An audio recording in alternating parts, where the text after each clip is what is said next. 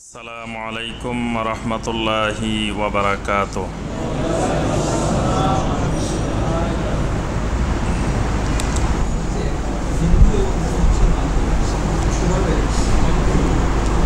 একজন হিন্দু এবং একজন মুসলমান জি ভাই, যেটা জানতে চেয়েছেন, দুই ধর্মের দুইজন মানুষ একসাথে থাকা খাওয়া এগুলো করা যাবে কিনা। ওয়ালা এবং বারা, এই বিষয়টা আমাদেরকে বুঝতে হবে। ওয়ালা বারা মানে কার সাথে আমার ওয়ালা হবে, ওয়ালা মানে বন্ধুত্ব, কার সাথে বন্ধুত্ব হবে, আর বারা মানে শত্রুতা না, মানে বন্ধুত্ব না, সম্পর্ক থাকবে কিন্তু সেটা বন্ধুত্বের সম্পর্ক হবে না। তো ওয়ালা হবে আমার মুসলিমদের সাথে, এবং মুসলিমদের সবার সাথেও না। যে মুসলিমের আকীদা পরিচ্ছন্ন, যে মুসলিমের আকীদা বিশুদ্ধ, যে মুসলিম নামাজি, এরকম মুসলিমের সাথে আমার ওয়ালা হবে। যে মুসলিম কিন্তু তার আকীদার মধ্যে শিরক আছে, তার আকীদার মধ্যে বেদাত আছে, যে মুসলিমের আমল পরিচ্ছন্ন না, যে মুসলিম বিভিন্ন হারাম কাজে জড়িত, তার সাথে আমার ওয়ালা হবে না। তবে তার সাথে হবে আমার বারা মানে তার থেকে আমি দূরে থাকবো, কিন্তু তার সাথে শত্রুতা হবে না। তো এই জন্য বিভিন্ন ধর্মের মানুষও তার সাথে আমার ওয়ালা হবে না। একসাথে থাকা, একসাথে খাওয়া মানে বন্ধুত্ব হয়ে যাওয়া, যে তার সাথে আমার ওয়ালা হওয়া, এজন্য ওয়ালা হওয়া যাবে না। তবে কোনো জায়গায় ঠেকায় পড়ে বাধ্য হয়ে যদি একসাথে থাকতে হয়, খেতে হয়, সেটা শরীয়তে কোনো অসুবিধা নাই, আল্লাহ পাক সেটা মাফ করবেন। কিন্তু স্বাভাবিক অবস্থায় ওইভাবে ওয়ালা করা যাবে না। বুঝি নেই।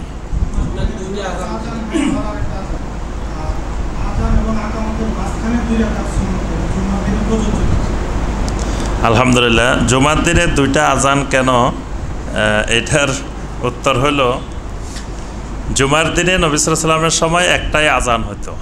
তো এখনও জুমার আজান একটাই, মূলত জুমার আজান একটাই। আর একটা জুমার আজান না, ওইটা জুমার প্রস্তুতির মূলক আজান, ওইটা হলো জুমার সালাতের জন্য প্রস্তুতি নেওয়ার জন্য আজান।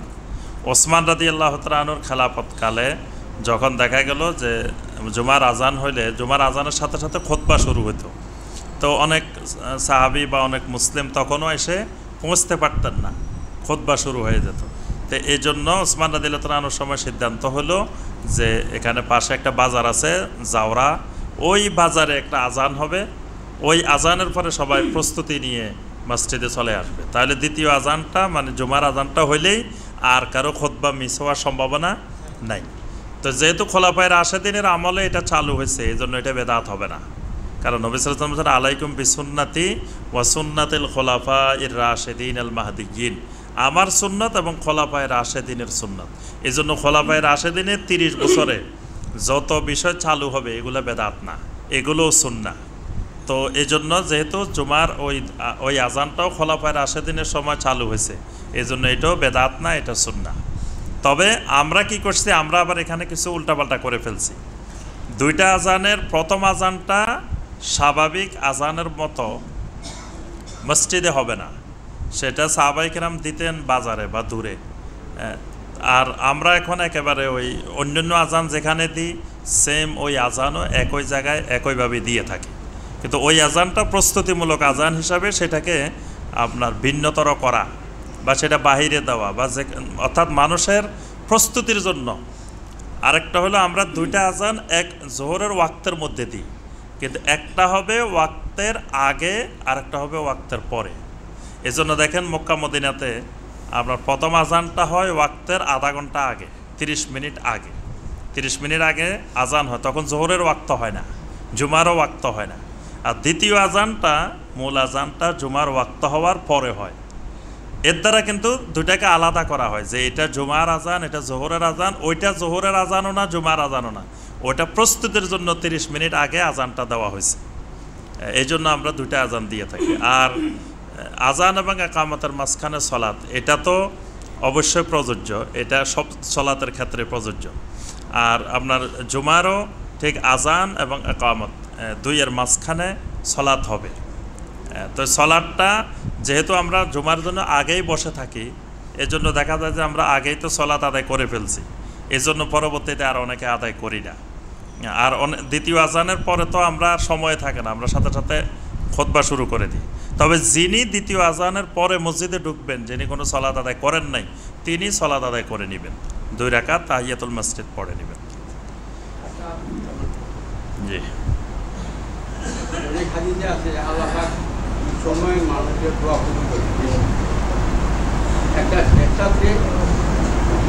নামাজের শেষ অংশে, শেষে নয়, অর্থাৎ সালাম হলো পূর্বে, আমরা যদি সালাম ছেড়ে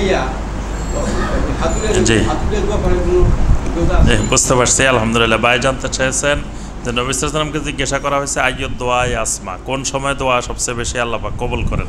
নবী সাল্লাল্লাহু আলাইহি ওয়াসাল্লাম 2টা সময়ের কথা বলছেন। একটা হলো দুবুরাস সালাওয়াতুল মাকতুবাত, ফরজ সালাতের পিছনে, দুবর মানে পিছনে, ফরজ সালাতের পিছনে। আর একটা হলো যে জাওফুল লাইলিল আখার, শেষ রাত্রিতে।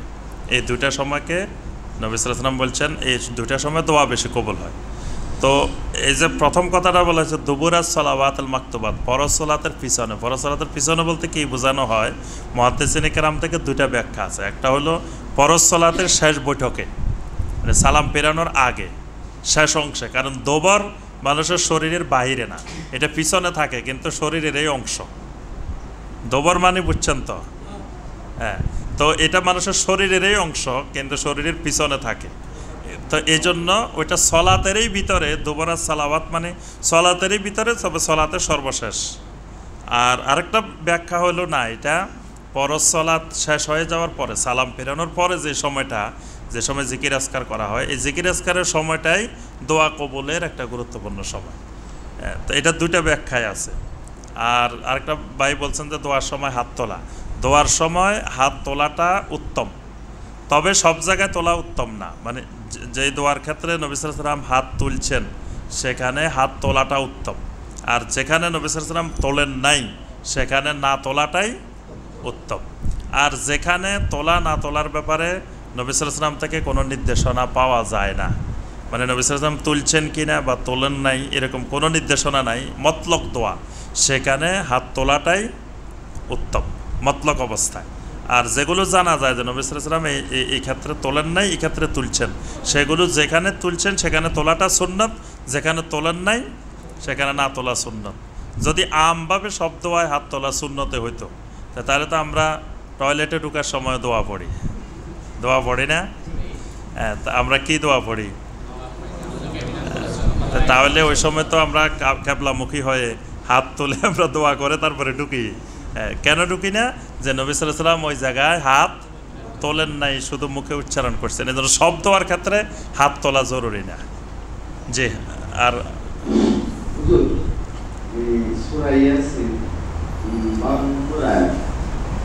তারা বলবে হাই আমাদের দুর্ভোগ, আমাদেরকে ভাঙালো, এই কথাটা কি কবরে হবে নাকি পুনরুত্থান দিবসে হবে? জি জি, বুঝতে পারছি। আলহামদুলিল্লাহ। যে ভাই জানতে চাইছেন সূরা ইয়াসিনের একটা আয়াত, যে যেখানে আল্লাহ পাক বলছেন ক্বালু ইয়া ওয়াইলানা মাম বাআসানা মিন মারকাদিনা, যে আফসোস কে আমাদেরকে এই কবর থেকে, এই অবস্থা থেকে আমাদেরকে জাগ্রত করলো, আমাদেরকে তুলে নিল। এটা হলো কিয়ামতের দিনের অবস্থা বলা হয়েছে, যে যখন মানুষ মারা যায়, তো মারা যাওয়ার পরে কিয়ামত পর্যন্ত যারা বিশেষ করে আপনার দিনদার সালেহীন, তাদের তো কোনো আযাব নাই, তারা সুন্দর মতো ঘুমিয়ে থাকে।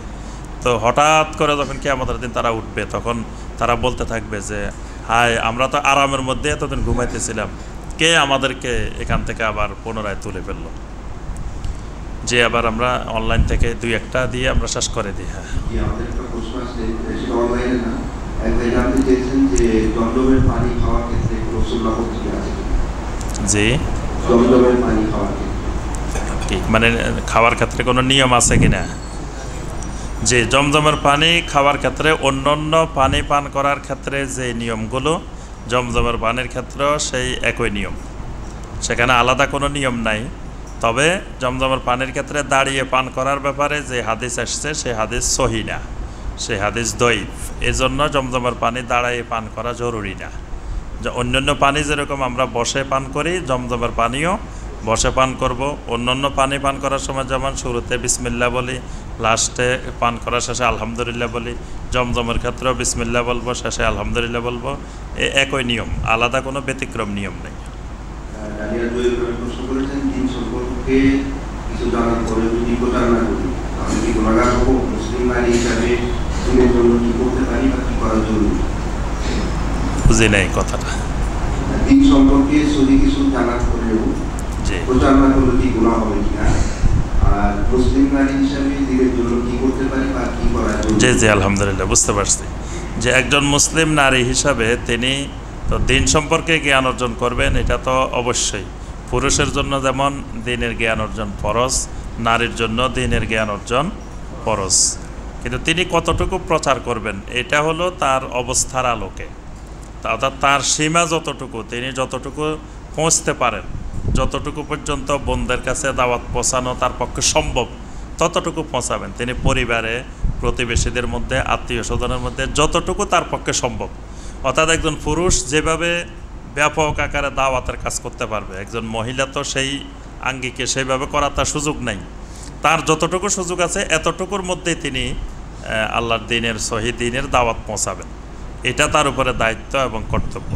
তবে তিনি আবার বেশি বেশি পৌঁছাইতে গিয়ে তিনি হেজাবের লঙ্ঘন বা আপনার দিনী বিধিবিধান লঙ্ঘন করে তাকে দাওয়াত পৌঁছানো জরুরি বিষয় না। যেমন উনি দাওয়াত পৌঁছানোর জন্য বিভিন্ন দেশে দেশে চলে গেলেন, বিভিন্ন জায়গায় চলে গেলেন, যেটা তার মাহারাম নাই, কেউ নাই, তো মাহারাম বিহীন তার সফর তো নিষিদ্ধ। আর নবী সাল্লাল্লাহু আলাইহি ওয়াসাল্লাম যত জায়গায় দাওয়াত দিতে গেছেন, নবী সাল্লাল্লাহু আলাইহি ওয়াসাল্লামের সাথে নবী সাল্লাল্লাহু আলাইহি ওয়াসাল্লামের স্ত্রীরা কিন্তু দাওয়াত দিতে গেছেন, এরকম কোনো প্রমাণ, কোনো হাদিস পাওয়া যায় না। নবী সাল্লাল্লাহু আলাইহি ওয়াসাল্লামের সাথে স্ত্রীদেরকেও নিয়ে গেছেন যে চলো আমি ওই জায়গায় পুরুষদের কাছে দাওয়াত দিব, তোমরা মহিলাদের কাছে দাওয়াত দিও।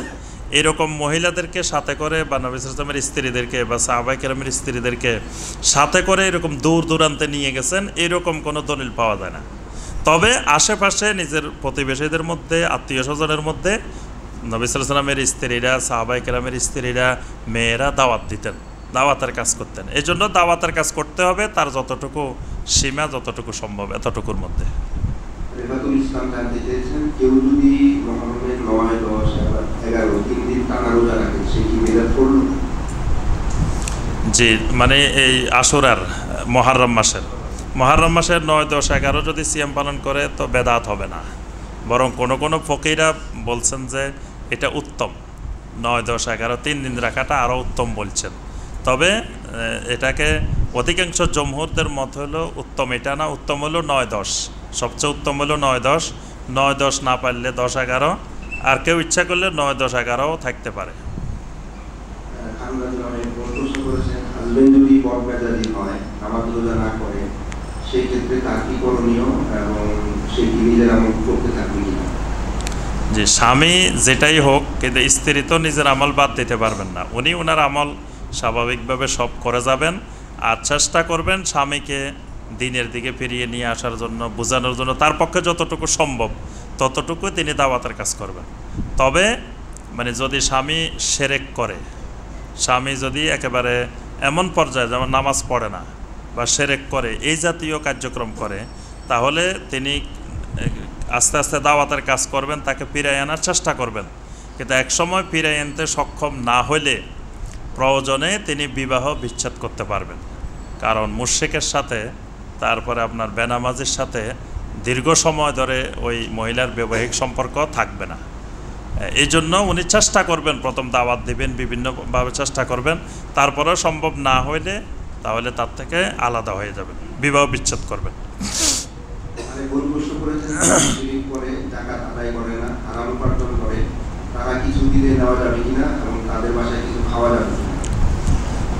স্পষ্ট যদি হয় যে তিনি শিরকে আকবার করেন, তার উপার্জন স্পষ্ট হারাম, তাহলে তাদের থেকে দূরত্ব বজায় রাখতে হবে। যে আমরা আজকে তাফসিরে যেটা দেখলাম, হাজরে জামিল, তাদের সাথে হাজরে জামিল করতে হবে। একেবারে বর্জনও করা যাবে না, আবার একেবারে সুসম্পর্ক রাখাও যাবে না। যতটুকু দাওয়াতের জন্য যতটুকু সম্পর্ক রাখা দরকার ততটুকু সম্পর্ক রাখতে হবে। কারণ সম্পর্ক ছিন্ন করে ফেললে তো তাকে আমি দাওয়াতে দিতে পারবো না। এজন্য তার সাথে ততটুকু সম্পর্ক রাখবো যতটুকু দাওয়াতের জন্য দরকার, এর বেশি অন্তরঙ্গ সম্পর্ক রাখা যাবে না। একটা দোকানে কাজ করেন, সম্ভবত টেলারিং দোকান। তার এক আত্মীয় তাকে কিছু কাজ দিয়েছিলেন এবং সেই কাজের টাকা তিনি নিয়েছেন, দোকানের মালিককে দেননি। সেক্ষেত্রে তার এই টাকা নেওয়ার কি জায়েজ হবে? বিষয়টা ক্লিয়ার হয় নাই। উনি একটা দোকানে কাজ করেন, সম্ভবত টেলারিং দোকান আর কি। ওনার এক আত্মীয় কাজ উনি করে দিয়েছেন, বিনিময়ে টাকা নিয়েছেন, কিন্তু এই টাকাটা ওনার মালিককে দেননি। সে তার টাকাটা কি জায়েজ হবে কি? তিনি যদি ওই কাজটা যদি মানে মালিকের নির্দিষ্ট সময়ের মধ্যে করেন বা মালিকের জিনিসপত্র ব্যবহার করে মালিকের দোকানের মধ্যেই করেন, তাহলে তো অবশ্যই গুনাহগার হবে। এটা উনি খেয়ানত করছেন, কারণ এটা মালিকের যে সময় উনি চাকরি করবেন, মালিকের দোকানে থাকবেন, মালিকের জিনিসপত্র ব্যবহার করে কাজটা করছেন, সেটা তো অবশ্যই মালিককে জানাতে হবে এবং জমা দিতে হবে। না দিলে এটা উনি খেয়ানত করছেন। আর যদি হয় যে মানে আপনার নির্দিষ্ট টাইমের বাহিরে অবসর সময় উনি অন্য সময় আত্মীয়ের বাসায় গিয়ে কোনো কাজ করে দিচ্ছেন, সেই জন্য টাকা দিচ্ছেন, সেটা তো আর ওই মালিককে জানানো জরুরি না। তো সম্ভবত তিনি ওই সময়ের মধ্যেই করছেন, তাহলে এটা জায়েজ হবে না। আত্মীয় হোক আর যেই হোক, যেহেতু তিনি ওই সময়ের মধ্যে কাজটা করছেন এবং ওই দোকানেই করছেন, ওই দোকানের মাধ্যমেই করছেন, এজন্য মালিককে অবশ্যই জানাতে হবে। আমরা শেষ করে দেন। আমরা আমাদের এক বোন সীমা চৌধুরী, উনি আমাদের আজকে মহরমের যে ইফতারের যে ব্যবস্থা হয়েছে সেখানে উনি 3000 টাকা দান করেছেন। উনি দোয়া দিয়েছেন আমাদের কাছে এবং অন্যান্য যারা আমাদের দান করেছেন তারাও দোয়া দিয়েছেন। জি আলহামদুলিল্লাহ, আমাদের যে বোন সীমা চৌধুরী আমাদের কাছে দোয়া চেয়েছেন, উনি নিজেও একজন দায়ী ইলাল্লাহ। আলহামদুলিল্লাহ, তিনি তার সাধ্যের আলোকে তিনি কুয়েতে দাওয়ার কাজ করেন। তো আমরা বোন অসুস্থ, আমাদের কাছে দোয়া চেয়েছেন এবং আমাদের আজকের যে ইফতারির প্রোগ্রাম হয়েছে, ইফতার মাহফিল হয়েছে, সেখানে তিনি সহযোগিতা করবেন। আল্লাহ পাক তার সহযোগিতাকে কবুল করুন এবং বোনকে আল্লাহ পাক সুস্থতা দান করুন, তাকে হায়াত তৈয়বা দান করুন। আরও বেশি বেশি দ্বীনের দাওয়াত এবং দ্বীনের পথে তাকে খরচ করার, ইনফাক ফি সাবিলিল্লাহ করার আল্লাহ পাক তৌফিক দান করুন। আমাদের সবাইকে আল্লাহ পাক কবুল করুন। আরও যত ভাই বোন দোয়া চেয়েছেন সকলকে আল্লাহ পাক কবুল করুন। সকলের নেক মাকাসিদগুলো আল্লাহ পাক পূরণ করে দিন। সুবহানাকা আল্লাহুম্মা বিহামদিকা আশহাদু আল্লা ইলাহা ইল্লা আনতা আস্তাগফিরুকা ওয়া আতুবু ইলাইক।